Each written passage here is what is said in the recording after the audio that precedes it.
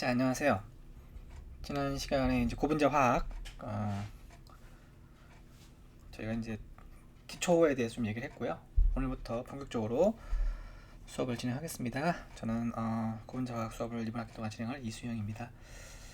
여러분 교재랑 강의 자료 다 준비가 되셨죠? 교재는 지난 시간에 설명했던 고분자 화학 입문이라고 하는 교재입니다.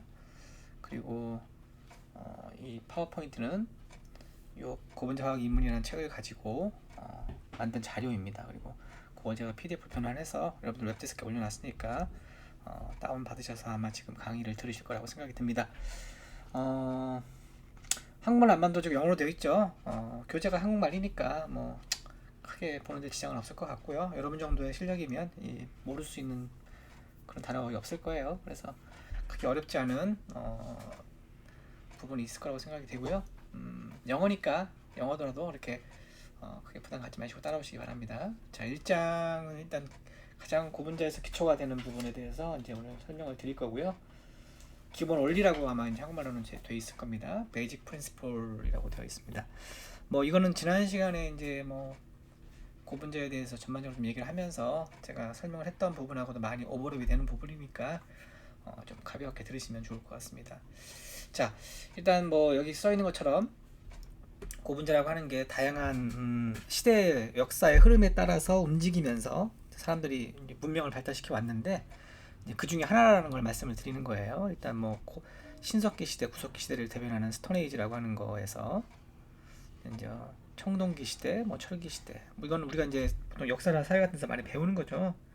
근데 이제 그 이후에 뭐 요즘은 어떤지 모르겠어요. 중고등학교에서 이런 부분을 가르치는지 모르겠는데 제가 중학교 고등학교 다닐 때만 해도 여기까지만 철기 시대까지만 보통 얘기를 했고 그 이후에 대해서는 저는 배운 기억이 없어요. 근데 지금 뭐 학생들은 이제 그 이후에 어떤 다양한 문명에 대해서도 배우겠죠. 그래서 이런 철기 시대에서 이제 더 진행이 되면은 이제 공업 혁명이라고 하는 인더스트리얼 레볼루션을 지나서 이제 반도체라는 게 나오죠. 반도체. 실리콘 에이지라고 하는 것은 이제 반도체를 얘기하는 거예요. 반도체. 그래서 반도체를 이용한 다양한 IT 산업들이 나오기 시작하고 그런 것들을 반영하는 문명들이 만들어졌겠죠. 그리고 이제 폴리머 에이지, 우리가 지금 이번 학기 배우려고 하는 고분자. 사실 뭐 고분자라고 하는 것은 이 반도체보다 더 오래전부터 사용이 됐었어요. 그죠? 천연 고분자를 포함해서 뭐 합성 고분자들이 나오기 시작한 것도 이 반도체가 실제로 본격적으로 개발되기 전이죠. 그래서 뭐 이게 어떤 시대의 흐름에 따라서 어떤 게 먼저 어떤 뒤라는 게 아니고 어쨌든 이런 흐름들이 현재 사회에는 사실 철이라고 하는 것과 반도체라는 것과 고분자라는 것이 공존하는 그런 문명의 시대를 살고 있죠. 그래서 이제 그런 것들을 좀 이해하시면 될 것 같고, 자, 여기서 폴리머라고 하는 말이 이제 고분자라는 말이라고 말씀을 드렸는데, 이걸 다르게 지칭하는 말이 여기서 보시면 마크로 몰레큘이라고 하는 게 있어요. 마크로라는 말은 크다는 뜻이고요. 몰레큘은 분자라는 뜻이죠. 그래서 마크로 몰레큘 또는 폴리머 같은 용어로 고분자로 사용이 된다. 어떻게 보면 마크로 몰레큘은 조금 더 학술적인 어떤 의미가 있다고 생각하시면 될 것 같습니다. 자, 폴리머는 지난 시간에 설명했던 것처럼 폴리머 사이언스, 이걸 보통 이제 케미스트리라고 그런다라고 말씀을 드렸어요, 그죠? 그래서 폴리머 사이언스와 폴리머 엔지니어링으로 나눈다라고 얘기를 했어요. 학문적으로도 그렇고 이제 실용적으로도 그렇습니다. 그래서 이 두 가지의 어떤 분야가 복합적으로 활용이 되고 있습니다. 그래서 우리가 사용하고 있는 대부분의 고분자 제품들, 플라스틱 제품들은 폴리머 케미스트리 사이언스와 폴리머 엔지니어링이라고 하는 어떤 학문을 기반으로 해서 만들어진 거라고 생각하시면 됩니다. 그래서 이제 크게 고분자 화학이나 뭐 고분자 공학 이런 것들을 우리가 사이언스 오브 라지 몰레큘이다 이렇게 얘기를 하는 거고요. 여기에는 다양한 분야가 존재합니다. 여기 지난 시간에 설명했던 것처럼 가장 기초가 되는 게 이제 합성이죠. 신테시스, 합성이라고 부르는.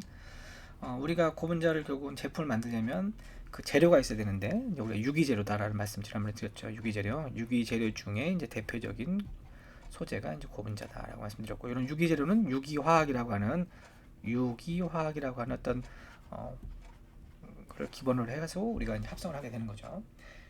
물론 유기화학에 사용되는 합성하고는 조금 다를 수 있지만 이제 그 기본을 가지고 있습니다. 그래서 신테시스가 가장 중요하고, 이 신테시스라고 하는 것은 원자를 서로 연결시키는 그런 과정을 얘기합니다. 연결시키라는 게 나중에서 배우겠지만 이제 화학적인 결합으로 보통 코발런트 본드라고 얘기하죠 우리가. 왜냐면 탄소화물에서 가지고 있는 가장 기본적인 결합이 코발런트 본드 공유 결합이니까 그런 공유 결합으로 분자 또는 원자를 서로 이어 붙인다라고 생각하시면 됩니다. 그 다음에 이렇게 만들어진 고분자를 이제 제대로 만들어졌는지를 보는 것이 이제 캐릭터리제이션이다. 그래서 구조를 본다든지 어떤 물리적인 성질 또는 화학적인 성질을 본다든지 이런 주로 이제 물리적으로 어떤 특성을 보이는지를 보통 보는 것이 캐릭터리제이션이라고 생각하시면 되고요. 그 다음에 이제 실제로 그런 합성된 고분자를 이용해서 소재를 이용해서 고분자 소재를 이용해서 우리가 원하는 제품을 만드는 어떤 물질을 가공하는 어떤 형태로 가공하는 그런 걸 우리가 엔지니어링이라고 그러죠. 그리고 중간쯤에 있는 게 이제 피지컬 또는 피직스. 그러니까 요거는 사실 여기서 이렇게 오는 과정이라고 보시면 되고요. 여기서는 이제 화학적인 지식이라든지 이런 것들이 많이 쓰인다면은 여기는 이제 물리, 그죠? 또는 수학 이런 것들이 사용이 되면서 이제 실제로 우리가 공학이라고 하는 까지 오게 되는 거죠. 여기까지는 자연과학이라고 생각하셔도 되고요. 여기는 공학적인 측면이 있는 거라고 생각하시면 됩니다. 근데 이게 뭐 어떻게 칼로 물을 자르듯이 여기까지는 화학, 여기까지는 물리, 여기까지는 공학 이게 아니고 서로 중복돼서 막 오버랩돼서 작용을 하게 됩니다. 그래서 이제 폴리머 피직스라든지 피지컬 케미스트리, 우리 뭐 유기화학과 대변 아주 그 중요하게 생각되는 또 하나의 학문이 피지컬 케미스트리잖아요. 물리화학이잖아요. 유기화학 같은 게 쌍둥이차라고 할 수 있는 그런 게 문제예요. 그래서 이런 고분자에서도 고분자 케미스트리가 있다고 한다면 폴리머 피직스라는 게 존재를 합니다. 그래서 좀 어려운 학문이라고 생각하시면 되고요. 그런 피직스를 통해 가지고 우리가 이제 연력학까지 접근을 하게 되죠. 그리고 나서 최종적으로는 우리가 원하는 제품을 만드는 공학까지 가게 됩니다. 자, 고분자라는 게 뭐냐? 왜 고분자가 중요하냐? 이것도 지난 시간에 한번 얘기했었어요. 고분자라고 하는 것은 저분자라고 하는 분자량이 딱 정해져 있는. 예를 들면 뭐 CH2 지난번에 얘기했죠.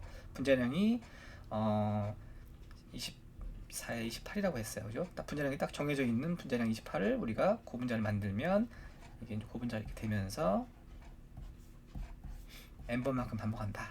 그래서 28 곱하기 n번. 그래서 n이 몇이냐에 따라서 분자량이 커지는 거잖아요. 그래서 저분자를 결국은 뭐로 만든다? 서로 연결시켜서 고분자를 만든다. 그럴 때 최인의 길이가 짧았던 것이 최인의 길이가 길어지죠. 이게 이제 고분자가 저분자가 다른 특징이라고 했어요. 그래서 롱 체인을 갖는다. 그리고 얘가 또 어떻게 돼요? 이렇게 길게 있으면 서로 엉긴다. 이렇게 엉기기 시작한다. 그랬죠. 그래서 이렇게 엉기기 시작하면 이게 결국은 어떤 특징을 보이냐면 분자량은 요만큼이지만 실은 엉김으로써 해서 나타나는 특징이 더해져서 아주 엑스트라 오디너리 레인지의 물리적인 성질을 가지게 된다. 그러니까 우리가 분자량이 뭐 하여튼 만이라고 합시다. 만. 그러면 만보다 사실 더 플러스 알파만큼의 특징이 나타나게 돼요. 이제 결국 그건 왜 그러냐면 엉기기 때문이죠. 이렇게 인테그레이트 되기 때문이다. 나중에 뒤에서 자세히 얘기를 할 겁니다. 그래서 저분자가 고분자가 되는 것은 단순하게 그냥 분자량만 커지는 게 아니고 이런 엑스트라 오디너리 레인지의 피지컬 프로퍼티를 가지게 할 수 있는 요인이 나타나는 거죠. 그게 결국은 옮기는 거다라고 말씀드리는 거고, 그다음에 가격이 많이 싸다. 물론 고분자로 다 싼 건 아닙니다. 그렇지만 일반적으로 싸죠.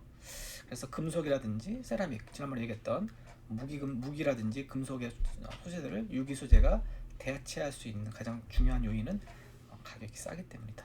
이렇게 말씀드렸었어요. 자, 용어를 몇 가지 배울 건데요. 이제 폴리머는 금방 얘기했고요. 이 폴리머를 만들기 위해서 아까 모노머, 제가 저분자 쓴다 그랬죠. 저분자. 이 저분자가 결국은 모노머예요. 모노머는 빌딩 블락이다. 우리가 빌딩을 이렇게 지려면 빌딩이 하나하나를 이렇게 구성하는 어떤 블락이 있어야 되죠. 블락이. 그죠?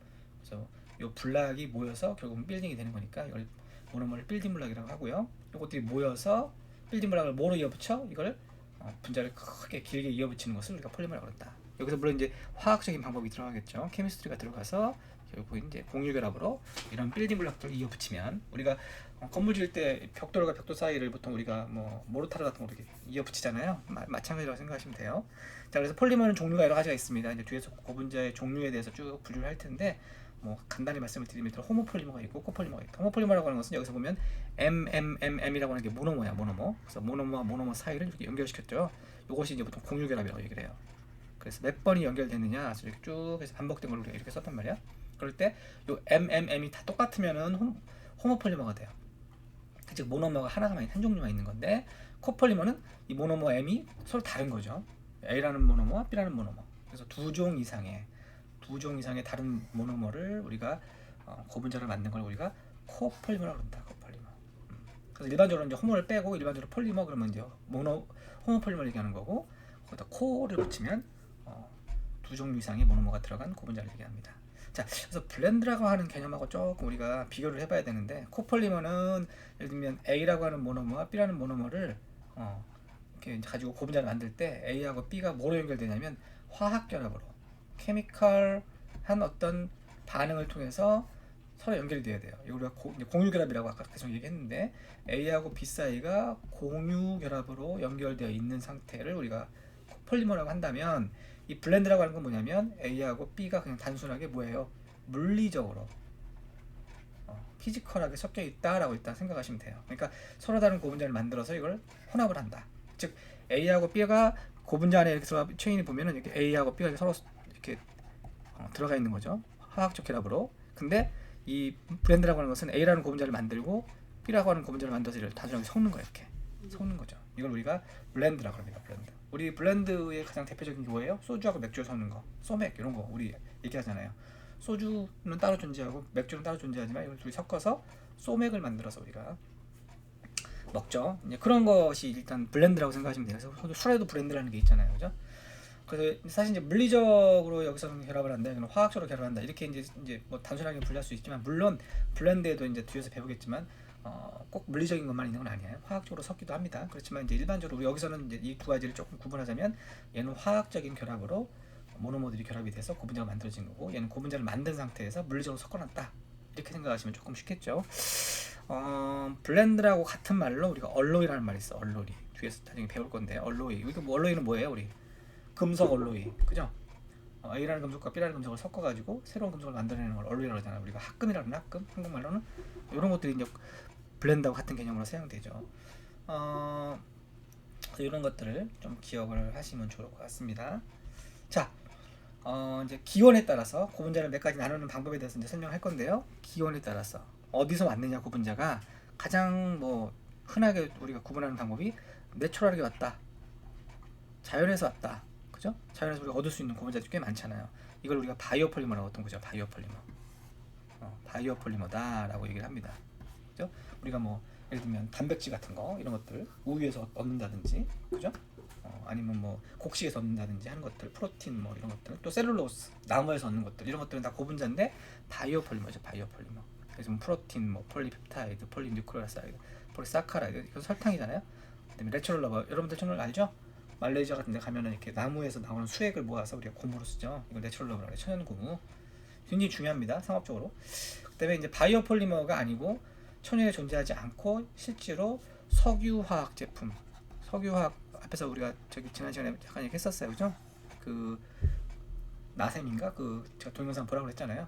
거기 설명했잖아요. 석유화학에서 얻어진 뭐 에틸렌을 갖다가 우리가 폴리에틸렌을 만든다, 뭐 이런 거 배웠단 말이야. 이것은 합성적으로 화학적으로 만들어진 거니까 신테틱 오거닉 폴리머라고 합니다. 그래서 내추럴하는 거냐 아니면 신테틱이냐 이렇게 나눌 수 있고요. 이 중간이 있어요. 천연적으로 얻어진 고분자지만 특성을 더 강화하기 위해서 또는 사용하기 편하게 하기 위해서 우리가 합성을 중간에 넣는 거죠. 그러니까 이게 세마이 신테틱이라고 하는 것은 어떤 바이오 폴리머와 신테틱 폴리머의 중간 정도라고 보시면 되죠. 그러니까 여기 보면 케미컬리 모디파이드 바이폴리머다, 이렇게 설명하는 거고요.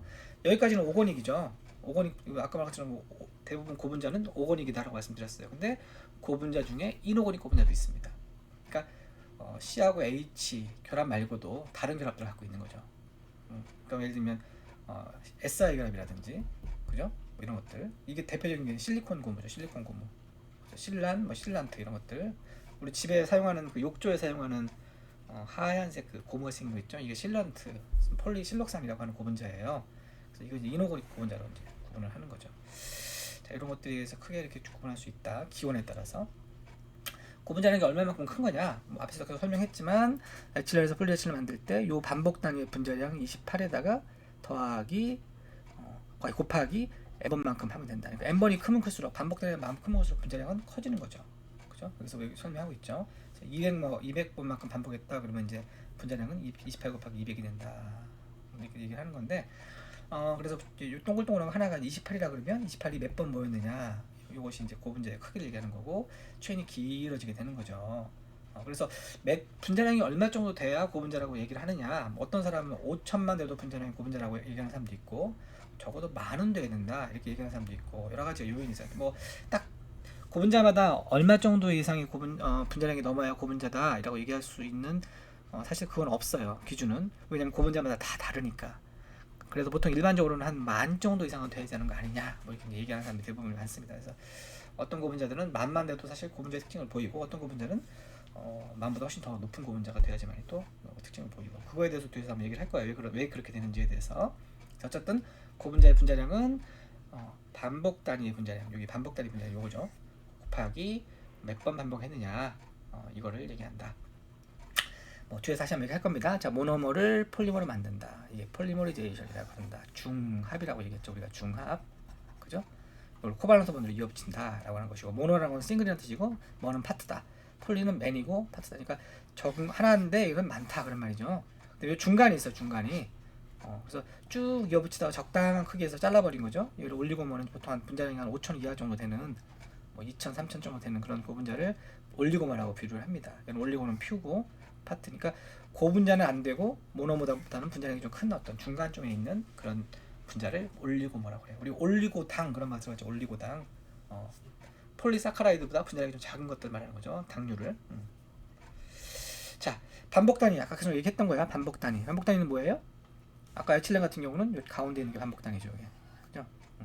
그래서 반복 단위는 어디서 오냐면 모노모로부터 온다. 모노모가 아까 CH2가 모노모였잖아요. 에틸렌. 요것이 CH2에 몇 번 반복했느냐 이렇게 됐잖아요. n번. 그러면 요거의 출발 물질이 뭐야? 요잖아. 그러니까 요것이 반복 단위가 되는 거죠. CH2가. 그래서 모노모로부터 반복 단위를 보통 결정하게 된다. 이렇게 얘기를 합니다. 똑같은 에틸렌이죠. 얘랑 같은 에틸렌이에요. 근데 얘는 모노모가 뭐예요? 얘예요, 얘. 그죠? 다이조 메탄이라고 하는. 그럼 얘는 반복 단위에서 돼요. 반복 단위가. 얘는 얘지만 얘는 얘가 되는 거죠. 그래서 반복 단위가 서로 달라지는 것은 왜 그래요? 얘는 출발 물질이 모노모가 다르기 때문이다. 그 다음에 베이스 유닛이라는 게 있어요. 이건 사실 몰라도 되는데 그냥 개념만 알고 가세요. 베이스 유닛은 얘는 반복 단위가 서로 다르죠. 얘하고 얘는 반복 단위가 달라요. 근데 얘는 베이스 유닛은 똑같아. 왜? 이게 베이스 유닛이 되는 거죠. 이것이. 그죠? 네. 그래서 가장 작은 반복 단위다라고 생각하시면 됩니다. 자, 그 다음에 엔드 그룹이라는 게 있어요. 엔드 그룹은 좀 상당히 어려운 개념인데 한번 생각해 보세요. 여러분들이 10명의 사람이 손을 잡아요. 그죠? 10명이 사람이 이렇게 있으면 손이 이렇게 있죠. 여기도 이쪽도 손이 있고 이렇게 쭉 10명이 이제 손을 잡는다고 합시다. 그럼 손을 쭉쭉쭉 잡아가다 보면 제일 마지막 10명까지 잡고 나면 10명 마지막에 어떻게 손이 하나 남죠. 이쪽에 얘는 어떻게 돼? 이쪽도 손이 하나 남죠. 이걸 우리가 이제 엔드라고 그래. 엔드 그룹. 엔드 그룹. 그러니까 고분자들도 이제 모노모들이 막 이어서 붙여가지고 코발런스 본드로 결국 결합 하다 보면 제일 말단에 이런 것들이 남죠. 그래서 이제 이중결합 아까 예를 들었던 CH2 에틸렌으로부터 만들어진 고분자는 말단에 가서 이런 CH3 그룹하고 이중결합이 남습니다. 이게 엔드 그룹이에요. 더 좋은 예를 한번 예를 들어볼까요? 지난 시간에 잠깐 얘기했던 건데 뭐 이런 OH 요거 다이 알코올이었죠. 그 다음에 사실 이것도 이렇게 써야 되는데 그리고 C 그 다음에 R-COOH 양쪽에 OH하고 양쪽에 COH가 갖고 있는 것들이 이제 결합을 하면 이게 고분자가 되죠. 이거 스텝 폴리머라이제이션, 콘덴세이션 폴리머라이제이션이라고 이제 얘기를 하는데 뒤에서 얘기를 할 겁니다. 근데 이런 OH하고 COH가 만나는 걸 우리가 에스터 반응이라고 하잖아요. 에스터 반응. 폴리에스터가 만들어져요. 폴리에스터가. 그러면 가운데 반복 단위가 들어가고 제일 마지막에 뭐가 남아요? 이쪽은 COOH가 남고 이쪽은 뭐가 남아요? OH가 남습니다. 그럼 얘는 아까 손을 잡을 때 손이 양쪽에 남는 거와 똑같죠. 이걸 우리가 엔드 그룹이라고 그래요. 엔드 그룹. 그래서 고분자 체인마다 엔드 그룹이 몇 개가 있다? 2개가 있다. 2개가 있다. 그죠? 우리가 50명 가지고 10명씩 손을 잡아라 그러면 몇 개의 엔드가 생기냐면, 그죠? 5개의 그룹이 생기죠. 5개의. 그죠? 50명이 10명 손을 잡으니까 그래서 10명이 된 것이 엔드가 각각 2개씩 생기니까 몇 개가 생겨요? 10개의 엔드가 생기는 거죠. 뭐 이런 거 같은 개념이에요. 무슨 말인지 알겠죠? 자, 엔드 그룹이 살아있어요. 이렇게 쭉 하다 보면 손이 남아있죠. 남아있단 말이야. 더 잡을 수 있잖아요. 손을. 이런 것처럼 모노모들도 쭉 고분자들도 중합을 하고 나면 말단에 OH하고 COH 남죠. 여기도 이중결합이 남아있잖아요. 이런 것을 우리가 엔드 그룹이죠. 이런 엔드 그룹을 일반적으로는 죽여요. 왜 죽이냐면 우리가 그걸 가지고 어떤 제품을 만들었는데 엔드 그룹은 굉장히 액티브하잖아요. 반응을 할 수가 있잖아요. 근데 제품 안에 있는 어떤 고분자들이 어떤 반응을 한다는 얘기는 막 산화라든지 이런 것들이 일어날 수가 있고 제품이 변할 수 있죠. 색깔도 변할 수 있고 여러 가지. 그래서 그 엔드 그룹을 일반적으로 없앱니다. 없애. 화학 반응을 통해 가지고 없애버려요. 그걸 우리가 이제 엔드 캐핑이라고 보통 얘기해요. 엔드 캐핑. 엔드 캐핑. 말단에다가 딱 붙여버리는 거죠. 반응할 수 없는 어떤 물질로. 예를 들면 여기다 손이 남았잖아요. 손이 하나짜리 외파리를 여기다 붙여버려요. 이렇게. 외파리는 손이 하나밖에 없으니까 잡고 나면 손이 없죠. 얘도 마찬가지죠. 이제 그런 식으로 하면 더 이상 손을 잡을 수가 없잖아요. 이것이 이제 엔드 캐핑의 개념인데, 어쨌든 엔드 그룹을 일반적으로는 제품화 할 때는 없애지만 특수한 목적이라는 것은 그 엔드 그룹을 우리가 활용하고 싶을 때, 다른 방법으로 활용하고 싶을 때 그렇게 엔드 그룹을 살려놓은 고분자를 우리가 리빙 폴리머라 그래요. 즉 엔드 그룹이 리액티브한 엔드 그룹이 살아있다라는 얘기죠. 살아있다. 그럼 뭐 살아있으니까 계속 어떤 반응을 시킬 수 있겠죠. 그래서 그걸 이제 리빙 폴리머를 다른 말로는 텔레켈릭 폴리머다라고 얘기합니다. 뭐 텔레는 파고 이런 말이라니까 참고하시고요. 텔레켈릭 폴리머라는 말은 리빙 폴리머와 같은 말이다. 그리고 이렇게 분자량을 적당히 키우는, 아까 올리고모 고분자가 이제 분자량이 크진 않고요. 적당한 크기까지 분자량을 키운 다음에 말단을 살려놓는 거죠. 그리고 우리가 그걸 리액티브 올리고모라 그래요. 그 다음에 여기다가 어떻게 돼요? 추가적으로 뭘 집어넣어가지고 추가적으로 반응을 시켜서 우리가 마지막으로 폴리머를 만드는 거죠. 그래서 올리고모는 리액티브 엔드 그룹을 가지고 있고 폴리머리제이션을 추가적으로 할 수 있다. 그래서 이걸 가지고 우리가 네트워크 폴리머를 만든다든지 아니면 어떤 다른 목적을 활용할 때 많이 활용을 합니다. 그래서 리액티브 올리고모라든지 이런 리빙 폴리머 내지는 텔레컬릭 폴리머는 상업적으로 굉장히 중요한 어떤 의미를 가지고 있어요. 뒤에서 한번 다시 얘기할 겁니다. 자, 그 다음에 우리가 분자량이라고 하는 개념, 뭐 지난 시간에 잠깐 얘기했지만 되게 고분자에서는 분자량이 중요합니다. 이 분자량이라는 걸 빼놓고는 고분자를 논할 수가 없어요. 분자량이라고 하는 건 저분자는 뭐 아까 폴리에틸렌 같은 경우 분자량이 28이었죠. 근데 고분자는 여기다가 이제 n번을 곱해야 된다 이렇게 얘기했단 말이에요. 그죠? 이 n이라고 하는 것이 결국 뭘 결정해요? 분자량을 결정하죠. 그죠? n번. 반복을 몇 번 하느냐, 이게 이제 분자량을 결정하는 고분자의 분자량을 결정하는 건데, 이 n과 비슷한 개념이 dp라고 하는 거예요. Degree of Polymerization. dp. 그러니까 뭐 어떻게 보면 n하고 dp는 거의 같은 개념이다라고 생각하셔도 돼요. 그러니까 반복을 몇 번 했느냐, 중합을 몇 번 했느냐. 그러니까 손을 잡을 때 10명이 손을 잡으면 10번의 손을 잡는 과정이 필요하겠죠. 그런 과정, 그거를 dp라고 하는 거죠. 자, 근데 생각해 보세요. 50명이 손을 잡는데 아까 제가 10명씩 손을 잡아라고 규칙을 줬어요. 그러니까 당연히 5개의 그룹밖에 안 생기겠죠. 근데 니네 마음대로 손을 잡아라 라고 얘기를 했어요. 그러면 어떤 그룹은 5명이 손을 잡고, 어떤 그룹은 7명이 손을 잡고, 어떤 그룹은 8명이 손을 잡고, 어떤 그룹은 10명이 손을 잡고, 그러면 각각의 그룹이 길이가, 이 각각의 그룹에 들어있는 사람의 숫자가 서로 다르겠죠. 그렇죠. 그러니까 어떤 그룹은 5명으로 된 그룹도 있을 것이고, 그룹도 있고, 어떤 그룹은 10명이 된 그룹이 또 있을 것이고, 어떤 그룹은 뭐 2명만 잡은 그룹도 있을 것이고, 그러죠. 이렇게 된다는 거죠. 자, 사람들은 이렇게 어떤 오더에 따라서 금방 움직이지만 이 폴리머, 즉 모노머들은, 여기서 에틸렌을 가지고 우리가 고분자를 만든다고 했는데, 에틸렌을 갖다가 100개를 집어넣고 모노머를 우리가 고분자를 만들었다고 합시다. 그러면 얘가 규칙적으로 모든 100개가 한 번에 다 손을 잡을 수가 없어요. 어떤 부분에서는 2-3개만 손을 잡고 반응을 하고, 어떤 부분에서는 3개만 반응을 하고, 어떤 부분에서는 10개가 반응하고, 이렇게 반응 조건에 따라서 그 반응기 안에서도 서로 다른 분자들이 생기겠죠. 그렇죠? 그러다 보면 체인의 길이가 어떻게 될까요? 다 달라지죠. 긴 놈, 짧은 놈, 중간 놈. 그럼 이 체인의 길이가 뭘 얘기하는 거야? 여기서 말하는 아까 n이었고 n이 dp였단 말이에요. 그죠? 그러니까 체인이 긴 놈, 짧은 놈, 이렇게 중간 놈 생긴단 말이야. 그럼 어떻게 될까요? 어떤 걸 가지고 우리가 분자량을 논해요? 분자량이라고 하는 게 n하고 dp에다가 반복 단위에다가 분자량을 곱하면 되는 건데, 체인의 길이가 다 다르니까 dp가 다 다를 거 아니야. 그럼 우리가 분자량을 정의할 수가 없죠. 그래서 우리가 평균값을 쓴다 라는 거야. 평균값을. 그래서 아까도 뭐 5개, 뭐 10개, 2명, 이렇게 5명, 10명, 2명, 막 7명 이렇게 손을 잡았으면 이걸 평균해가지고 각각의 평균적으로 각 그룹에는 사람이 몇 명이다 이렇게 얘기할 수 있잖아요. 같은 개념이에요. 그래서 dp라고 하는 것은 여기서 보면 반복 단위의 유닛의 체인의 넘버 숫자에다가 이제 아까 n하고 사실 dp하고 거의 같은 개념이라고 했는데 똑같다는 얘기는 안 했어요. 똑같지 않은 이유가 뭐냐면 엔드 그룹의 숫자가 들어가기 때문에, 엔드 그룹의 숫자가. 그러니까 n이라고 하는 것은 엔드 그룹은 결정하지 않은 거잖아요. n은 몇 번 반복했냐 하지만 말단에 엔드 그룹이 남아 있죠. 그러니까 엔드 그룹의 숫자까지 더해야지만이 dp가 되는 거고요. 그러니까 dp하고 n하고의 개념의 차이는 뭐냐면 dp는 반복 단위의 숫자에다가 뭐 했다? 엔드 그룹의 숫자를 더한 거야. 엔드 그룹이라고 하는 게 들어갔다. 분자량이 들어갔다라는 걸 꼭 기억을 하시고요. 거기다가 이걸 평균을 갖고 아까 설명했죠. 평균을 낸다. 그래서 여기 평균을 낸 걸 우리가 dp 바라고 한다. 바. 그래서 분자량이라고 하는 것은 결국 평균 분자량을 쓰게 되고 dp 바에다가 반복 단위 분자량을 곱하면 된다라는 게. 그래서 평균 분자량, 이 평균 분자량이라고 하는 개념이 결국은 되게 고분자에서는 중요하다라는 얘기예요. 자, 여기 보면 예를 들면 비닐 아세테트가 반복 단위 분자량이 86이에요. 그죠? 그럼 n번 반복했죠? 그럼 n이 2000이라고 하냐면 분자량은 어떻게 되냐면 86 곱하기 2000 반복 단위 n이 2000이니까. 근데 이거는 n이란 말이야. 그럼 dp가 달라면 어떻게 돼? 2000 더하기 뭐가 들어가야 돼? 여기 말단에 있는, 그죠? 말단에 있는, 여기 말단에는 뭐가 남아요? 여기 CH2 뭐 이중결합 남아있고 이쪽은 CX 남아있죠. 요거의 분자량을 여기다 더해줘야죠.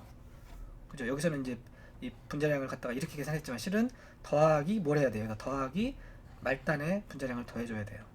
그죠? 그래야지 얘가 뭐가 돼요? 평균 분자량이 되는 거죠. 평균 분자량이. 무슨 말인지 알겠죠? 여기 조금 이제 틀려 있는데 그걸 우리가 기억을 해야 된다. 그래서 평균 분자량이라고 하는 것은 dp 바 곱하기 반복 단위 분자량이니까 반복 단위 분자량이 86이면 dp는 어떻게 계산하냐? dp는 요 가운데 있는 반복을 몇 번 했느냐에다가 더하기 엔드 그룹을 더한다. 이렇게 기억하시면 됩니다. 나중에 연습 문제 같은 거 풀 때 좀 해볼 거니까 또 개념만 좀 이해하시면 될 것 같습니다.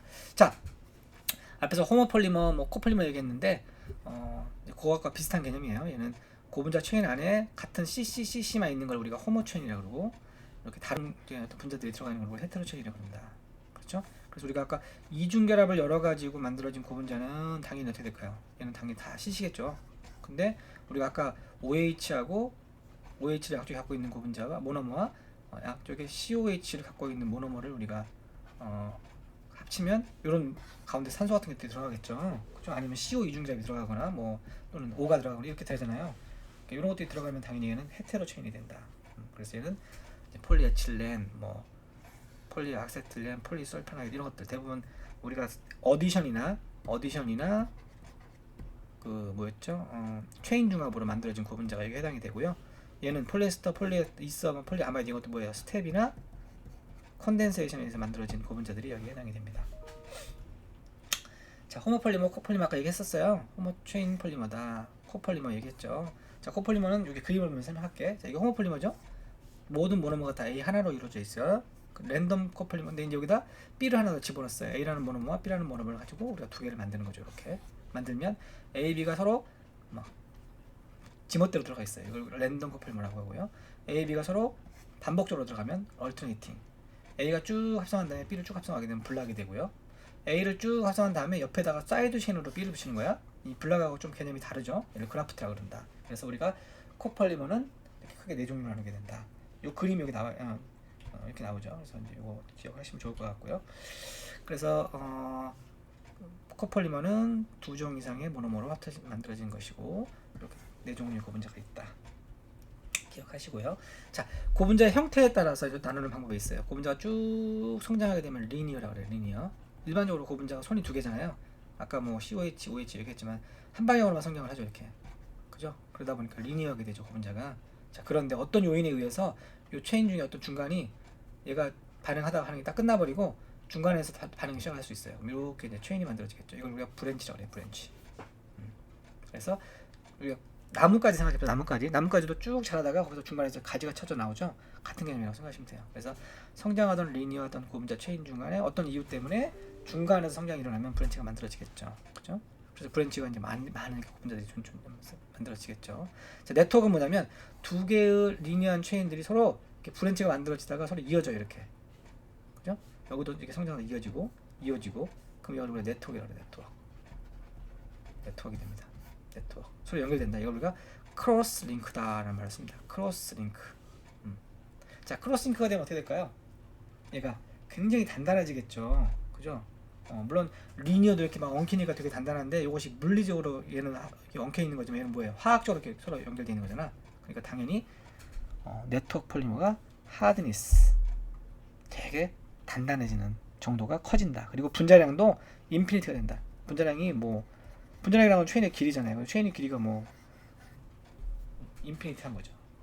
무한한 거죠. 그래서 분자량이 엄청 커지고 하드니스도 커진다.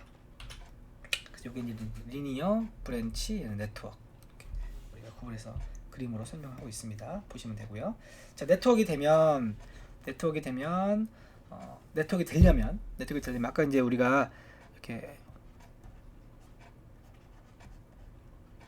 이런 모노머하고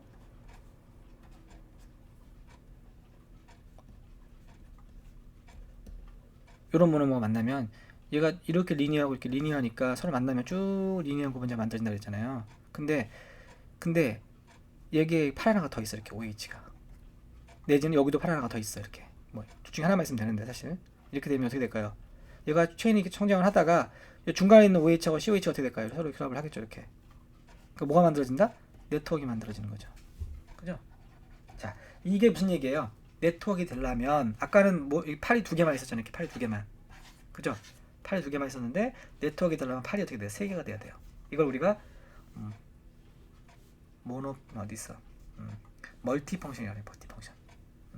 멀티 펑션이다. 그러니까 모노머가 팔이 하나가 두 개가 있는 게 아니고 팔이 세 개가 있다. 이걸 우리가 멀티 펑션이라고 한다. 그래서 펑셔널 그룹을 2 이상이다. F2보다 크다라고 얘기를 합니다. 보통. 자, 그럼 팔이 하나면 어떻게 될까요? 팔이 하나인 OH하고 팔이 또 하나인 COH하고 반응하면 얘는 그냥 에스터 반응으로 끝나버리죠. 얘는 고분자가 안 돼요. 즉 폴리머가 안 된다. 그죠? 얘는 폴리머가 되죠. 여기까지는 폴리머가 돼요. 폴리머도 리니어 폴리머가 되는 거죠. 리니어 폴리머가 된다. 얘는 뭐가 돼요? 이렇게 팔이 3개가 되면 얘는 네트워크 폴리머가 된다. 무슨 말이겠죠? 그러니까 즉 다시 한번 정리해보면 폴리머가 되려면 적어도 팔이 2개 이상이 있어야 된다. 그죠? 그리고 팔이 3개, 즉 멀티 펑션 F값이 2보다 큰 값이 되면 모노머가 뭐가 된다? 네트워크가 된다.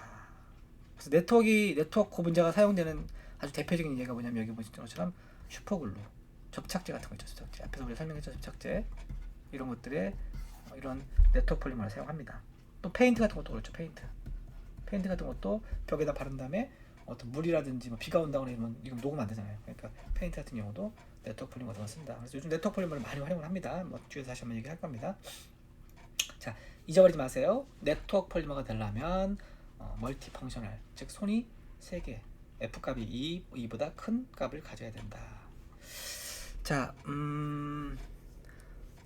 뭐 앞에서 설명했던 거예요. 브랜치 폴리머는 스타, 덴드리머, 콤브가 있다. 그림을 보면 설명할게요. 자, 이렇게 스타입니다. 리니어가 이렇게 브랜치죠. 이렇게 브랜치, 스타 폴리머. 그다음에 콤브, B처럼 생겼죠. 얘도 브랜치죠. 그죠? 그래서 일반적으로 리니어인 구분자에서 이제 스타가 되거나 콤브가 되거나 이렇게 되면 이제 브랜치 폴리머가 되고, 덴드리머는 뭐냐면 덴드리머는 이런 거예요. 이제 뒤에서 한번 나올 텐데 가운데서 이렇게 스타 폴리머가 만들어졌죠. 아까 스타 브랜치가 이게 이제 스타 폴리머였잖아. 스타 폴리머. 브랜치된 폴리머였는데 여기서 하나 더 가 이렇게 이런 식으로. 그리고 또 나가 이렇게 이런 식으로 점점점 가지가 점점 뻗어나가듯이 이렇게 체인들이 계속 성장을 하게 되면 얘가 어떻게 될까? 얘가 이렇게 어떤 모양, 동그란 모양을 가지게 되겠죠. 이걸 우리가 이제 덴드리머라고 해요. 덴드리머. 스타버스트, 뭐 캐스케이드 폴리머 다 이렇게 얘기하잖아요. 나중에 뒤에서 한번 배울 건데 이런 다양한 형태를 가지게 되는, 이것도 이제 하이 브랜치가 된 거죠. 하이 브랜치, 아주 또 많은 브랜치를 가지고 있는 하이 브랜치. 그래서 우리가 스타, 덴드리머, 콤브를 우리가 합쳐서 브랜치 폴리머라고 합니다. 자, 네트워크라고 설명했어요. 이렇게 네트워크는 이렇게 레러, 뭐 세미 레러, 여기 핸드메 있네요. 그리고 뭐 이런 식으로 된 것이 네트워크 폴리머죠. 뭐 요건 조금 해당이, 요건 좀 다른데 어쨌든 이 두 가지 얘하고 네트워크 폴리머죠. 그래서 이제 레러냐 세미 레러냐, 뭐 DNA를 예를 들 수 있다고 합니다. DNA는 이렇게 체인 두 개가 있는데 체인 두 개가 이렇게 서로 이렇게 연결되면서 쭉 나선 모양으로 꼬인다 그러죠. 알파일렉스인가 뭐 그런 구조를 가진다고 되어 있잖아요. 이게 이제 네트워크 폴리머 중에 레러 폴리머의 대표적인 예입니다. 그다음에 이제 슈퍼 몰레큘, 이것은 뭐 사실 네트워크 폴리머라고 보기도 좀 그렇고 브랜치라고 부르기도 좀 그런데 이런 거죠. 모양이 체인이 동글동글 껴져 있어 이렇게. 얘는 뭐 브랜치도 아니고 네트워크도 아닌 것 같고 네트워크하고 비슷하기도 하고 뭐 이런 것들 뭐 되게 신기한 구분자들이 많죠. 이런 것들을 이제 우리가 조금 네트워크나 리니어 또는 브랜치하고 구분해가지고 슈퍼라 몰레큘이다 이렇게 이제 따로 분류를 합니다. 그래서 이런 것들은 이제 특수한 목적으로 사용되는 고분자들이라고 생각하시면 돼요. 자, 그 다음에 이제 크로스링킹 앞에서 나왔죠. 네트워크. 네트워크 폴리머가 된다. F가 2보다 큰 것일 때. 자, 네트워크가 되면 어떻게 될까요? 고분자가 네트워크가 되면 되게 단단해진다. 여기 앞에서 말씀드렸고, 그 다음에 탄성을 가지게 탄성을 가지게 된다. 그 다음에 녹아요, 안 녹아요? 안 녹아요. 안 녹죠. 우리 녹는다는 건 뭐야? 체인들이 풀려가지고 체인 사이로 뭐가 들어오는 거야? 용매가 들어와야 되는 거죠. 이걸 솔베이션이라고 해요. 솔베이션. 나중에 뒤에서 배워요. 솔베이션이 일어나야 되는데 해리가 그러나 우리나라 말로 뭐 해리 이렇게 얘기하는데 이게 안 돼요. 왜? 엉켜 있으니까 서로 이렇게 서로 붙어 있으니까 이게 떨어져야 될 거 아니에요. 체인하고 체인 사이가 떨어져야지 얘가 사이로 용매가 들어오는데 들어와도 한계가 있죠. 적당량 이상 못 들어오죠. 얘가 이게 늘어나야 되는데 못 늘어나니까. 그래서 얘는 단지 어떻게 돼요? 스웰링만 돼요. 스웰링은 뭐냐면 원래 부피보다는 커지는 거죠.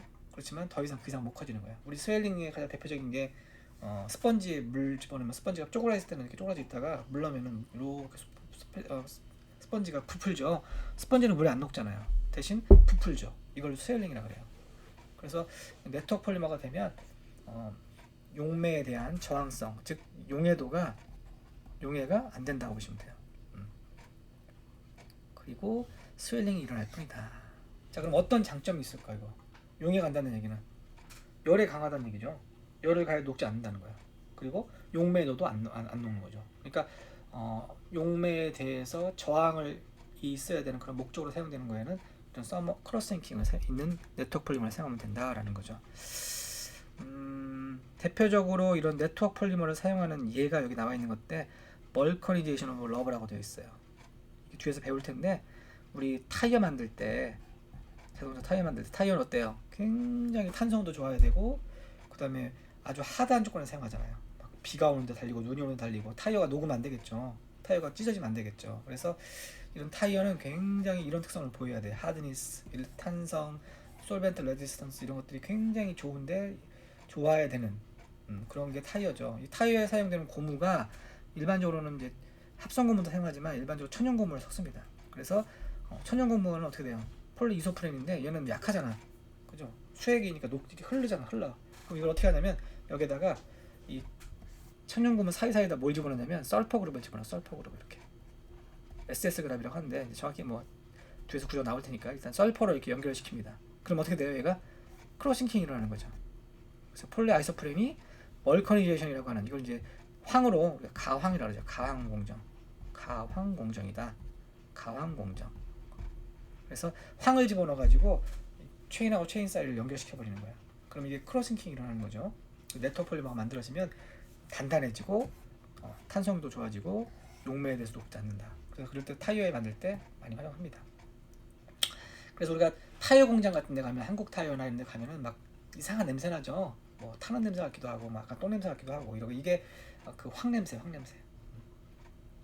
그렇죠? 그래서 이제 이 네트워크라고 하는 것은 크로스링킹을 일반적으로 화학적인 방법으로 시키는 게 가장 일반적이지만 또는 때로는 물리적인 방법으로 하기도 합니다. 그래서 뭐 물리적인 세컨더리 버스 2차 결합이라고 하는 것이 있어요. 세컨더리 버스트에서 배울 거예요. 그래서 여기 보면 뭐 이온액이라든지 아니면 뭐 수소결합이라든지 이런 다양한 결합들을 이용해 가지고 물리적으로 크로스링킹을 시키기도 합니다.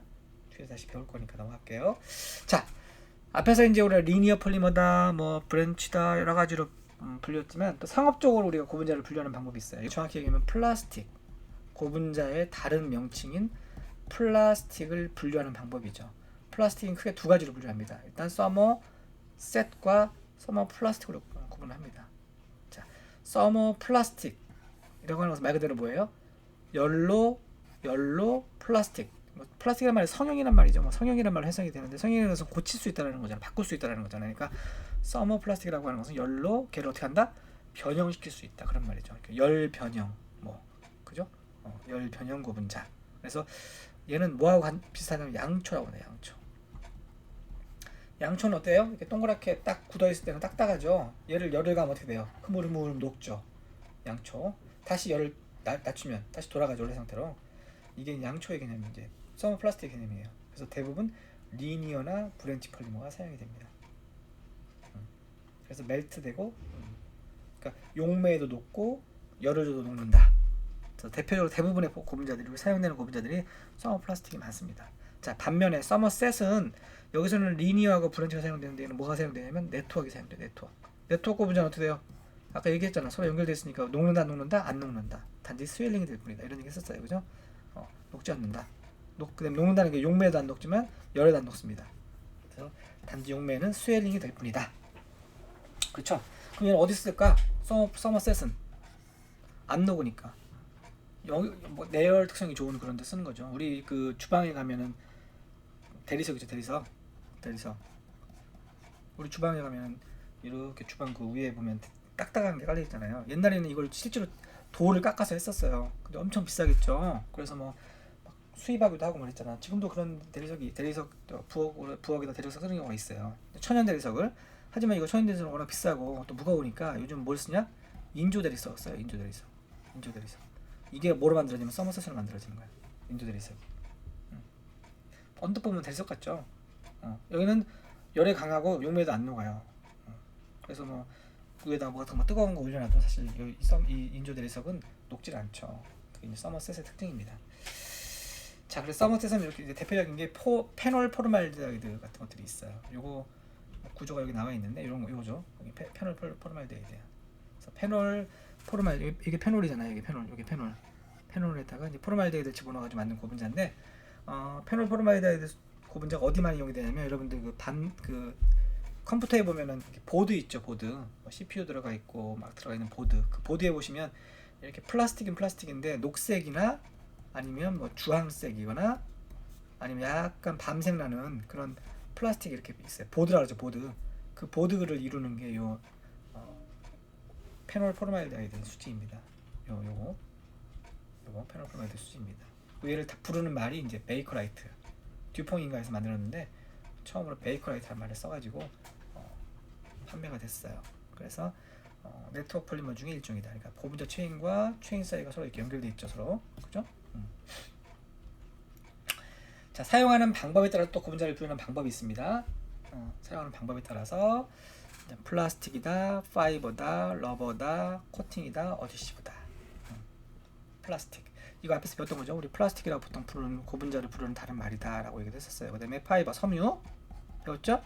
러버, 고무 지난 시간에 설명했던 거야. 코팅은 뭐야 이거? 말 그대로 페인트 같은 거죠. 페인트. 그죠? 그 다음에 어디시브는 접착제. 즉 고분자를 어떤 용도로 쓰느냐에 따라서 사용하는 용도에 따라서 이렇게 다양하게 분류를 할 수 있다는 거죠. 뭐 이런 거 말고도 이제 요즘은 고분자가 어디 이용이 되냐면 IT 산업 쪽에도 이용이 된다. 예전에는 이제 고전적인 고분자들이 이용이 되는 어떤 그런 부분이 났다고 한다면 이런 데서 조금 더 세밀하게 발전하고 IT 쪽에 사용되는 예들이 있어요. 책에는 몇 가지를 소개하고 있는데 뭐 포토 레지스터, PR이라고 보통 불러요. PR. 그다음에 세마이컨덕터, 반도체. 지난 시간에 설명 좀 했었죠. 그죠? 반도체. 뭐 디스플레이 이런 데 이용되고 뭐 이런 데 이용되는 게 고분자들이 있습니다. 그다음에 여기 아까 이제 여기 뭐 접착제 코팅 얘기했었는데 우리가 이제 그 반도체 같은 데서 요거부터 얘기할까요? 요거 하드 디스크에 이용되는 루브리컨트. 하드 드라이브가 이렇게 막 돌 때 중간에 열이 엄청 난다고 합니다. 그래서 요 중간에다가 루브리컨트를 넣어주는 거죠. 그죠? 요건 일종의 이제 코팅이죠. 일종의 코팅인데 굉장히 전문적인 코팅이라고 해야 되나? 하이 테크놀로지 코팅이라고 해야 되나? 이런 것들이 고분자가 이용이 됩니다. 요거는 꼭 하드 디스크만 들어가는 건 아니야. 우리 엔진 오일 있죠. 엔진 오일. 아주 비싼 엔진 오일 같은 거. 이것도 합성 고분자를 사용하는 거죠.